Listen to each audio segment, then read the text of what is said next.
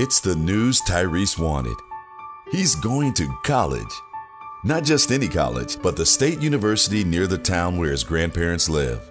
He's always had a dream of going to college, but because he was an average student, he wasn't sure he would be accepted, and money was a factor. But this letter was proof that he was on his way to fulfilling his dream of becoming a veterinarian. Dr. Tyrese Williams. It sounds good. This letter is good news for him and for his mother and younger brother and sister. He's the first to go to college. Tyrese isn't the only one getting such a letter. Thousands more, just like him, are getting similar correspondence all over the country. These acceptance letters get these future students closer to social and economic mobility, making them proud, contributing citizens, and giving them the chance of making their mark in the world. Although he doesn't know it, Tyrese and others can thank Justin Smith Morrill for their opportunities. Morrill didn't have the chance to attend college, and he wanted to make sure no other child was denied such an opportunity. After many attempts to move the country toward a better educational system, in 1862, the United States Congress finally passed and President Lincoln signed into law what has become known as the Morrill Act. The Morrill Act granted each state the proceeds from the sale of public land that could be used to establish colleges designed to teach agriculture, military tactics, and the mechanical arts, as well as classical studies. This way, members of the working class could obtain a liberal and practical education. These were colleges accessible to all, but especially to the sons of toil. Morrill's land grant bill was designed to provide education to advance all, black and white alike. But due to segregation, the opportunity for black people in the southern and border states to attend college was not an option. To correct this discrimination, Justin Morrill developed what became known as the Second Morrill Act. This Second Morrill Act, established in 1890, allowed the southern and border states to establish one black and one white institution and still be in compliance. Both of these schools were to be supported with a just and equitable distribution between black and white schools. These land grant institutions became known as 1890s and carry that distinction to this day. It's been 125 years since the Second Morrill Act passed, and in that time, tens of thousands of students have passed through the doors of the country's 19 1890 land grant universities. From small colleges to major universities, the 1890s carry the distinction of being among some of the country's elite universities. The 1890s inspired thinkers. The 1890s develop entrepreneurs. The 1890s create professionals. The 1890s are student-empowering, real-world, innovative, practical, creative, community economic engines.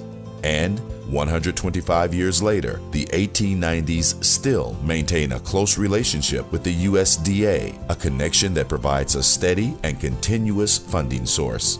But if the Second Morrill Act was only about educating students, then the 19 1890 universities would be indistinguishable from the country's other historically black colleges and universities. Land grant universities also have a mission to help solve the problems and concerns plaguing communities. They are also called to share that information in a format that is easily understood by even the common man.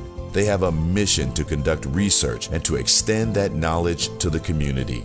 Land grant universities are part of a state's economic engine.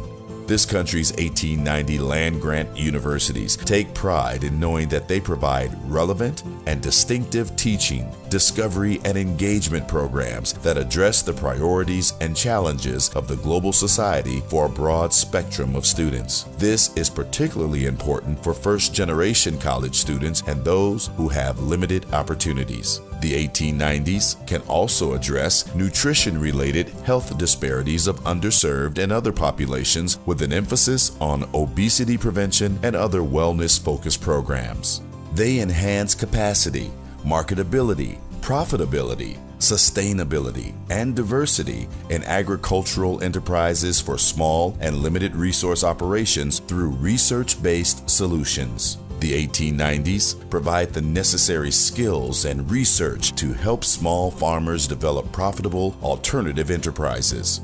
They engage youth, especially those with limited resources, in leadership development and in programs and activities that enhance their understanding and interest in science, technology, engineering, and math when planning their education and careers. While pursuing higher education, the 1890s institutions also want to make sure these young people are actively involved in programs that will enhance their self-esteem, build self-confidence, and provide positive social and physical activities. They offer heightened opportunities for students to significantly enhance the resilience of individuals, families, and communities for upward social and economic mobility and personal satisfaction.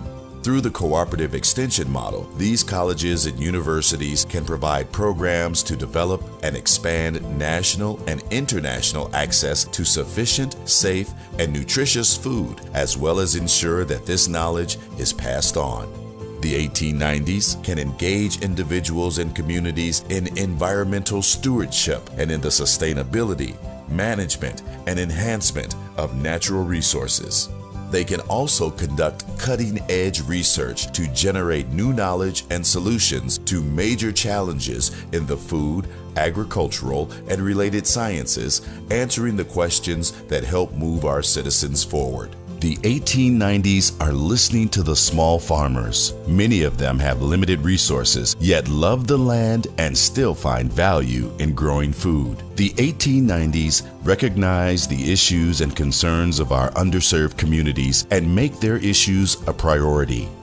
Yes, we have our place, and we are proud to continue to provide solutions and innovations to address global priority issues. We recognize our historical significance as land-grant universities. It is now 125 years later, and we know we still have an obligation to provide access and enhance opportunities. Here at Southern University and A&M College, we are ensuring that Tyree and other students have an opportunity to attend college for the purpose of preparing themselves to make positive contributions to the global community. Southern University is proud to be an 1890 land-grant institution. We celebrate the teaching, research, and extension accomplishments of the past 125 years, and we prepare for an exciting future as we continue our mission of preparing access and enhancing the opportunities for the citizens of Louisiana and beyond.